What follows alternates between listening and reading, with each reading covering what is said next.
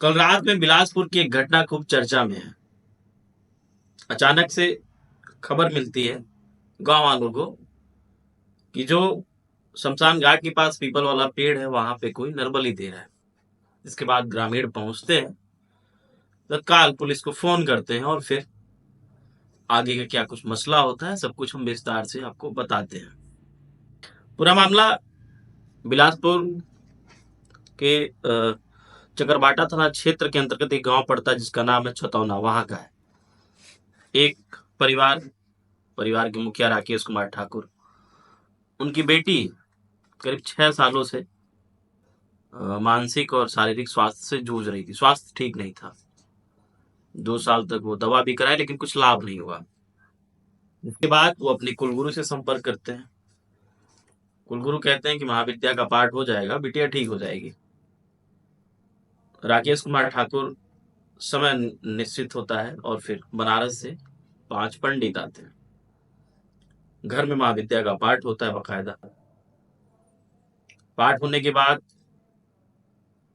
अंतिम दिन हवन के बाद ये था कि जब तक कील नहीं ठोकी जाएगी पीपल के पेड़ में, तब तक जो बिटिया के ऊपर तो भूत प्रेत का जो बाधा है वो दूर नहीं होगा।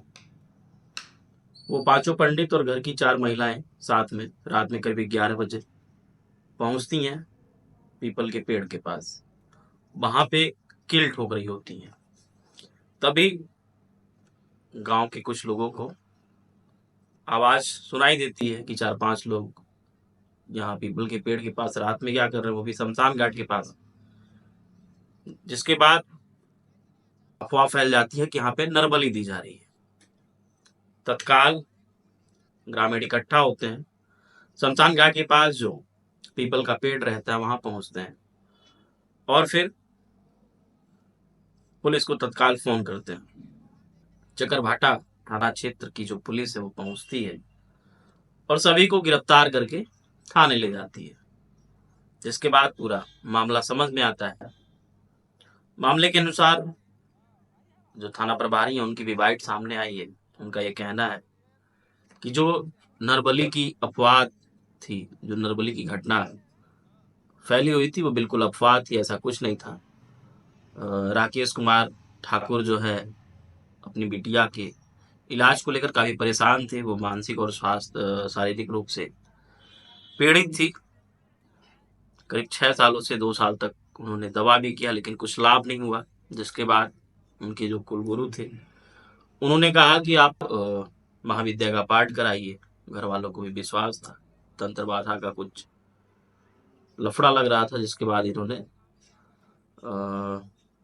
महाविद्या का पाठ कराया। समापन के दिन पंडितों ने कहा कि जो लड़की के शरीर में प्रेत बाधा घुसा है वो तब तक नहीं हटेगा जब तक पीपल के पेड़ में लोहे की कील को नहीं ठोका जाएगा।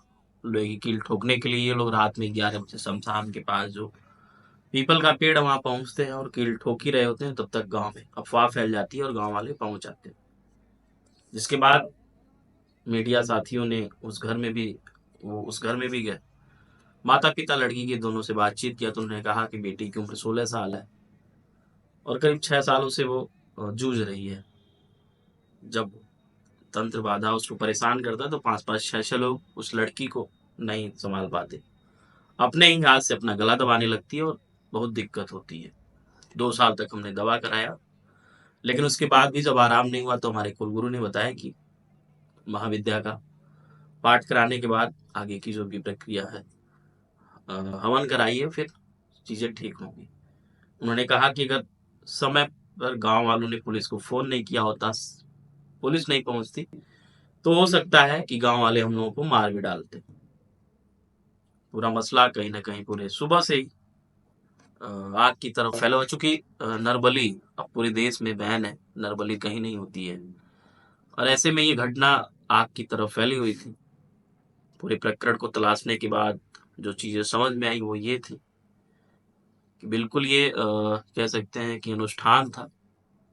अनुष्ठान में जो भी प्रक्रिया होती है वही किया गया और उसको भीड़ ने नरबली का नाम देकर कहीं ना कहीं लोगों में आक्रोश पैदा किया और जब पुलिस ने तहकीकात किया तो पूरे मामले का खुलासा हुआ।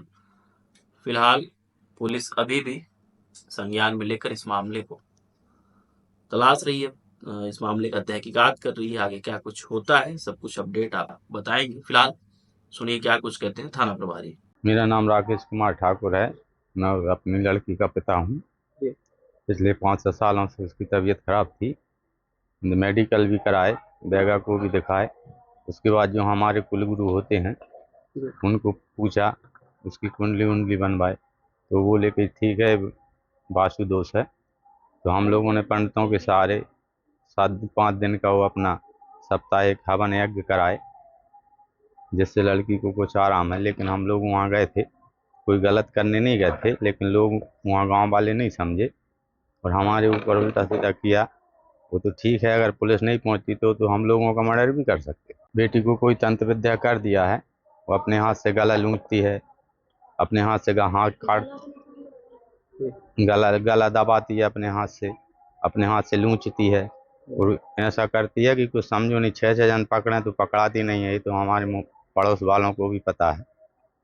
हम लोग यहाँ 15-20 साल से हैं अभी छतौना में।